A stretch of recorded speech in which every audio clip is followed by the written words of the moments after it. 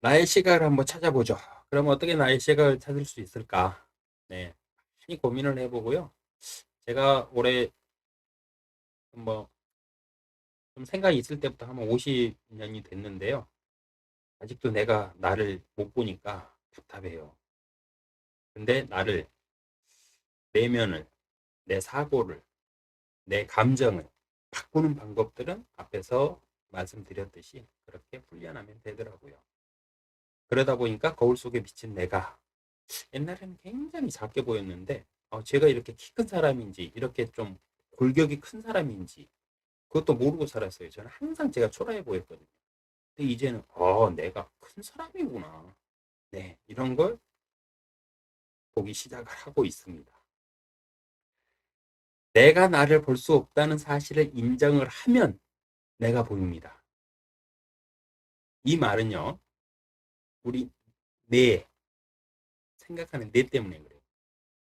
뇌는 결론 내야 돼요. 나를 결론을 내야 돼.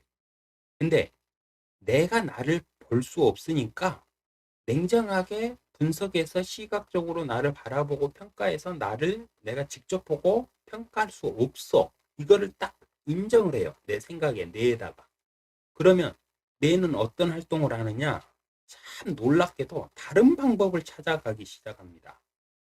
내가 나를 볼 수 없다 하고 딱 인정하고 결론 내리고 이것은 사실이니까 사실로서 여기서는 더 이상 고민할 거리가 없어. 사실이니까. 그렇게 인정을 딱 하면은 그러면 내가 나를 바라보고 찾을 수 있는 방법이 뭐지? 그러다 보면 어떻게 하느냐? 내 생각의 근원도 한번 점검해 보게 되고 내 마음 상태도 한번 돌이켜 보게 되고 이렇게 내가 변화되라는 겁니다. 그래서 첫 번째, 내가 나를 바라볼 수 없다는 사실을 먼저 받아들이고 인정을 하자. 그러면 다른 방법을 찾을 수 있다. 이겁니다. 내가 나를 보고 판단할 수 없어서 생긴 문제들은 무엇인지 이것 또한 글로 써보셔야 돼요. 내가 평소에 이렇게 쭉 살면서 내 모습을 보지 못하고 세상 기준으로 세상을 판단하고 막 이렇게 사는 것들 많죠. 그것들 한번 점검해 보셔야 됩니다. 그렇지 않으면 변할 수가 없어요. 그래서 반드시 점검해 보세요. 자신의 모습도 보지 못하면서 상대방을 평가하고 판단하면서 산다. 예, 어불성설이라는 말을 이럴 때 쓰는 것 같아요. 잘못됐죠. 우리는 잘못된 걸 너무나 쉽게 인정하고 살아요. 근데 내가 행복해지려면 인정하는 것부터 의심해 보시고, 내는 100% 의심하면, 100% 인정하면 안 된다고 그랬죠. 의심해 보시고, 무엇이 잘못되고 있고, 무엇이 잘 되고 있는지를 분석을 해 보셔야 돼요. 반드시. 반드시 글로 써서 분석을 하시고 긍정과 부정 나누시고 부정을 긍정으로 이상적인 나를 추구하는 나를 긍정의 언어를 그쪽으로 방향으로 맞춰서 이렇게 수정을 하셔야 됩니다. 자, 내가 나를 볼 수 없다. 맞습니다. 인간은 누구도 자신을 볼 수 없다. 이 사실을 인정하고 나 자신과 상대와 세상을 바라보는 시각을 생각을 정리해보자. 이겁니다. 네. 간단하죠? 내가 나를 볼 수 없다. 이거를 인정하는 것. 그러니까, 그러네? 근데 쉽죠? 맞아. 원래 인간은 자기를 볼 수 없어.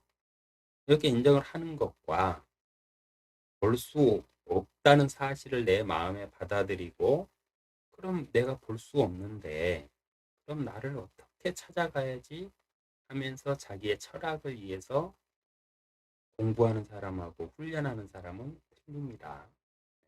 그래서 반드시 생각을 정리해 보세요. 나의 시각을 이렇게 한번 만들어 보시죠. NLP 도구를 사용해 보자. 예, 앞서 1강에서 2강에서 3강에서 계속해서 사고 체제부터 해가지고 말씀드렸죠. 네, 세밀한 임기 트레이닝을 해보세요. 내가 나를 볼 수 없는데 나는 어떤 사람인지 시각적으로 자꾸 그려보면서 거울을 볼 때 내 모습을 보면서 글로 써보고 그거를 자꾸 시각화하면서 이미지 트레이닝을 하시면 됩니다.